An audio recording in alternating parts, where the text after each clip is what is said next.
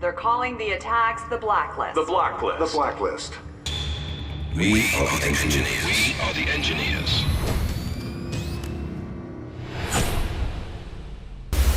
There are gaming franchises that every few years they release a updated or new entry in the series. Assassin's Creed, Watch Dogs, Far Cry, and yes, I just realised I mentioned some Ubisoft games. This week I'm taking a look at the latest entry in my favourite Ubisoft series, Splinter Cell Blacklist, which released back in 2013. If you've never played a Splinter Cell game before, well, it's a game that looks exactly what you thought it would be. It's a espionage stealth game with the option to go loud if you get caught, if you really want to. You play as one of modern video games' iconic characters, Sam Fisher, and when it comes to spies or agents or whatever you want to call it in video games, it really comes down to Sam Fisher or Solid Snake in my opinion. Anyways, you play as the veteran covert agent Sam Fisher as you sneak through Christmas villages and save hostages and hack into computers and, you know, save the world, I guess. Splinter Cell Blacklist follows on from Splinter Cell Conviction, which is my personal favourite Splinter Cell game, and I'll get to why that is when I do a video on it at some point, but Blacklist is somewhat of a new era for Sam Fisher. Now, previously Sam Fisher worked for 3rd Echelon, and now he runs 4th Echelon and reports directly to the President. Splinter Cell Blacklist starts off with Sam Fisher now being voiced by Smallville actor Eric Johnson, and I'll get to that later, don't you worry. Anyways, Blacklist starts with Sam Fisher and his best mate Victor Cost being attacked at a Guam US airbase. Now Victor is injured in the attack and the President asks Sam to track down a group of terrorists called the Engineers to stop something called the Blacklist. Now what is the Blacklist? Well, the Engineers are demanding that the United States remove their troopers deployed overseas, otherwise they'll launch a weekly series of attacks against the United States called the Blacklist. So the President gets Sam Fisher and his crew again, and I'll come back to that, and creates 4th Echelon to track down the Engineers and stop the Blacklist. 4th Echelon consists obviously of Sam Fisher, who's in charge of, well, everything. Charlie Cole, who's basically Q from the James Bond movies, and he'll provide you with new tech and new gear to upgrade your weapons and all that sort of stuff like that. There's also Isaac Briggs, who is a CIA operative and basically the second player for when you do co-op missions. Anna Grimsdottir, who returns from previous Splinter Cell games, is basically Oracle, if you will, providing you mission details and information when you're out in the field, and Grimsdottir can also provide upgrades to your mobile base of operations, the Paladin, which is a plane that has everything you need for doing covert missions. Now, just like I mentioned, there are upgrades available for the Paladin and with Sam's gear, but first, we need to talk about the gameplay. Now, Splinter Cell Blacklist borrows gameplay mechanics from multiple Splinter Cell titles. You can attack missions from multiple angles, like you could in, say, Splinter Cell Double Agent, but the stealth system is more simplified, like, say, Conviction. There's no light bar or meter, you just need to keep an eye on the LED on your back. When the light is on, you're in the shadows and you're hidden from enemies, but when the light is off, you're more exposed. You'll have easier levels as you start, but as you progress you'll need to avoid spotlights and flashlights, and lightning strikes can even give away your position. Just like in Splinter Cell Conviction, the mission objectives are displayed like projections on the screen, which I personally love this effect. Now also, whether you love it or hate it, the win button returns in Blacklist. The win button is the execute mode. If you quietly take out enemies like sneaking up and taking them out, you'll be able to use the execute ability, basically turning you into John Wick. All you do is tag the enemies, and when the little tag above their head turns red, you'll be able to execute them with an instant headshot. Now if you are playing on harder difficulty, then this ability won't be available, and the execute ability isn't a one-shot kill against helmeted enemies, as the helmet blocks the headshot, but also it knocks their helmets off if you use it as well. This system is a bit like the tagging and firing system from the Ghost Recon series. Being a covert agent too, you've got access to high-tech gadgets like a small combat crossbow that has multiple different arrow projectiles, a sidearm which for Splinter Cell games is your primary weapon, and then a larger weapon on your back. This can vary from weapons like sniper rifles and SMGs and shotguns all the way up to assault rifles. Obviously too, you've got Sam Fisher's iconic goggles with night vision and sonar, which makes tracking enemies, gadgets and points of interest a lot easier. Now Blacklist has 3 main ways to play. Assault is basically what you think it is, going in loud and acting more like Rambo than a covert spy. Using loud weapons, explosives and basically hiding behind cover and shooting away. Now, there's nothing wrong with this playstyle and you can play Splinter Cell games like this if you really want to. The next is Panther, which is quiet but deadly, quite like my farts after eating KFC.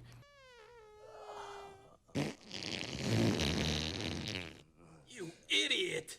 You quietly take out enemies by either headshots or by getting in close and slicing their throats with your knife. Now this is my preferred way to play, and any chance I could, sneaking up to enemies or calling them over to my position while I was hiding behind cover, I took it. This style though feels more like an assassin than a spy, and personally I think this is a good solid grounding for a modern based Assassin's Creed game. Lastly, the hardest but most rewarding way to play is Ghost.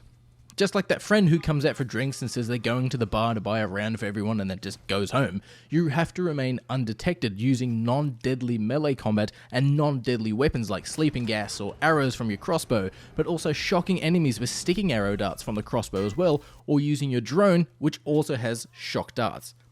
Ghost by far is the hardest way to play, but it is the most rewarding because you get rewarded for how you play. It's also harder too, as knocking out an enemy takes longer than simply slicing their throats, and depending on how you knock out the enemies, the bodies will remain. For example, the Panther playstyle for while you're hanging off a ledge, you basically just pull the enemy off the ledge, but in Ghost, you'll smash their head into the pavement, leaving their body on the ground, which could potentially be spotted by another guard. Fuck me! At the end of each mission, you'll rack up points. Now, Assault will give you the lowest amount of points, Panther will give you a decent amount, while Ghost pays out the big dollary dues. Now, on top of that, you can find basically bounties out in missions which will reward you with money. Now, on top of that, there's also dead drops, which are basically like little USBs, and if you find them, you'll get $10,000. On top of that, you can find laptops to hack into, which will give you more money. And on top of that, by completing challenges, you'll be rewarded with money, like getting 10 headshots with a pistol. Whew, there's more money to be made here than placing bets in the Olympics. It's all part of our Krusty Burger Olympic sweepstakes. Just scratch off the name of the Olympic event on your game card, and if America wins a gold medal, you win a free Krusty Burger!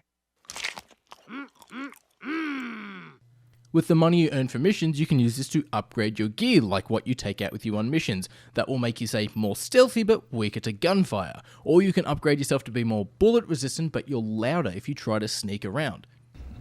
How will it hold up against dogs? We talking Rottweilers or Chihuahuas? Should do fine against cats. There's goggle upgrades that will unlock different vision modes for your goggles or how far the range moves on the sonar goggles.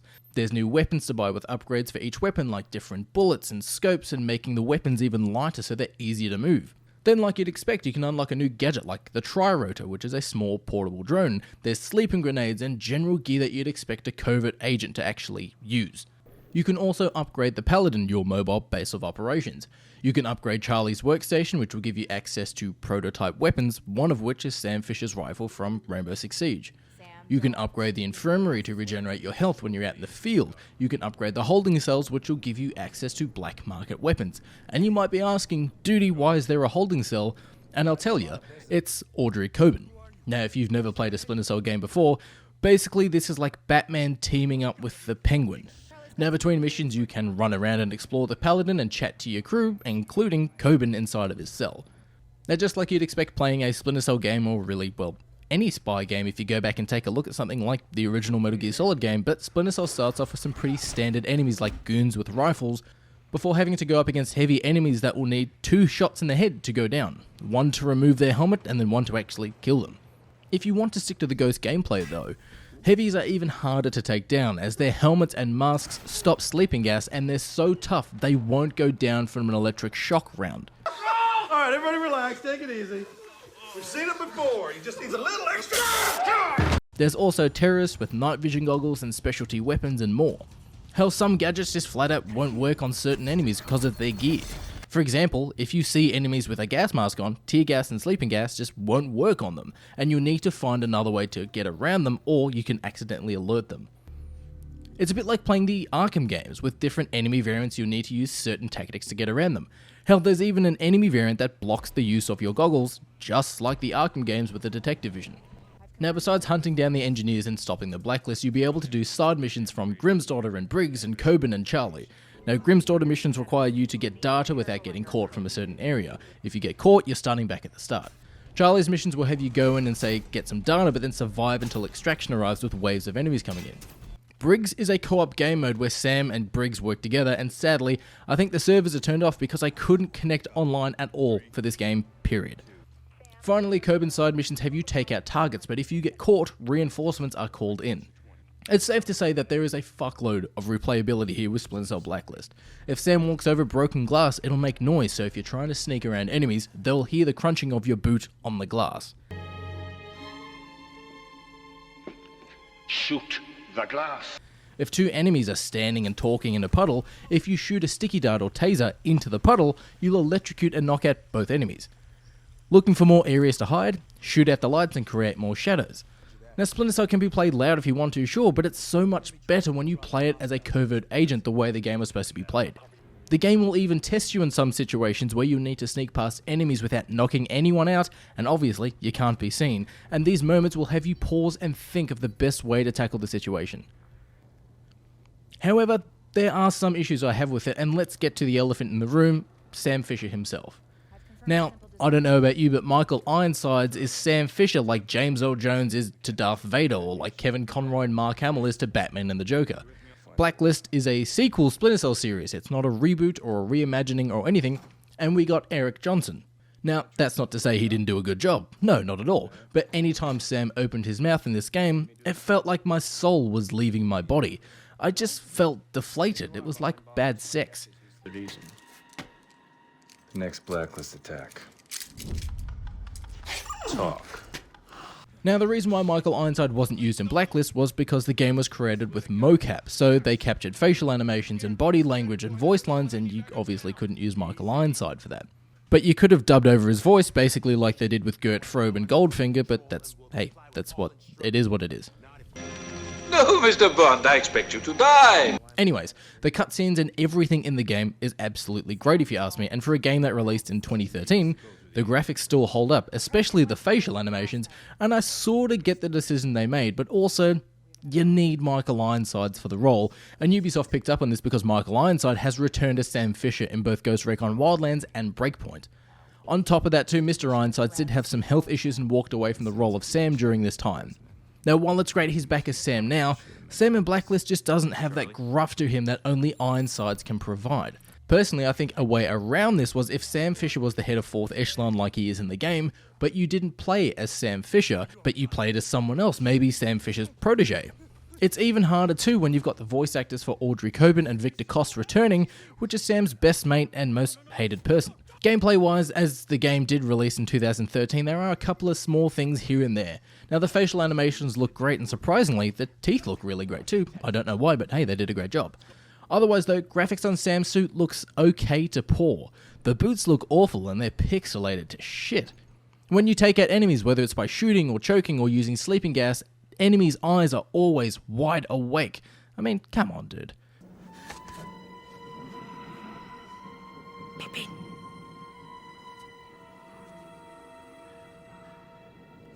Upgrading and changing Sam's gear can be done before missions, but it would have been great if the mission briefing told us what area and best camouflage we should select.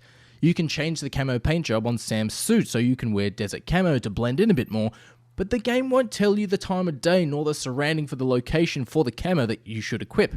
So for some missions, my Sam Fisher was walking around in the afternoon around cliff faces in an all-black outfit. You're all stupid. See, they're gonna be looking for army guys. You can also upgrade and customize Sam's gear on the Paladin at any time by bringing up the menu and just going to Customize Gear. Where if you want to upgrade the Paladin, you need to speak to Grimm's daughter, which kinda makes speaking to Charlie or going to the loadout area in the Paladin a bit redundant. The main villain and leader of the engineers, Sadiq, is barely in the game. He pops up for a couple of cutscenes here and there, and that's really it. I mean, for a terrorist too, he isn't like Dr. Evil just asking for a heap of money or people will die. Sadiq has a personality and he's a character. Sadiq is ex-British intelligence and he wants the United States to remove their troops from foreign soil. He's a bit like the bad guy from The Rock if you ask me. However, for a game that released in 2013, it's still a fantastic game. I have no idea why we haven't gotten another proper Splinter Cell release yet. We keep getting teased with Sam Fisher coming to both Ghost Recon and Rainbow Six Siege, and I just pray and hope somewhere behind closed doors at Ubisoft, we've got another entry in the series coming. There is a very loud and active community for the Splinter Cell series, and now's the time to shine, seeing as the Metal Gear Solid franchise is basically dead after Phantom Pain. There was this other guy, though, Army Infiltration. He wore a bandana or something. I heard he finally retired. Really? Yep. It's only me. There is a perfect opportunity for Sam Fisher to return and basically just own the market, as what other stealth games are out at the moment? Hitman maybe? But that isn't really the same genre of stealth as Splinter Cell, at least in my opinion. If you've never played a Splinter Cell game before, you can definitely start here with Blacklist, and hell, if you enjoy it, then you can work yourself backwards from there. The story is fantastic, the game will test your patience, but not in a Dark Souls kind of way, and the replayability here, especially with Blacklist, is endless. There's different paths to take to your objectives, and different weapons and playstyles and gadgets, and hell, if you can memorize the layouts and terrain of the level, you can immerse yourself even more by having the camouflage for your outfits. It's been nearly 10 years since the last Splinter Cell game, and hopefully we get a new entry in the series before we reach that 10-year mark. Splinter Cell Blacklist is obviously available now, and it's frequently on sale, so if you've enjoyed anything that you see here, I highly recommend that you go check it out. Sam, truck's outside. It's a hit squad. They're kicking in the doors. My money's on Cud's force. If you can arrange my safe exit, I promise I can reward you.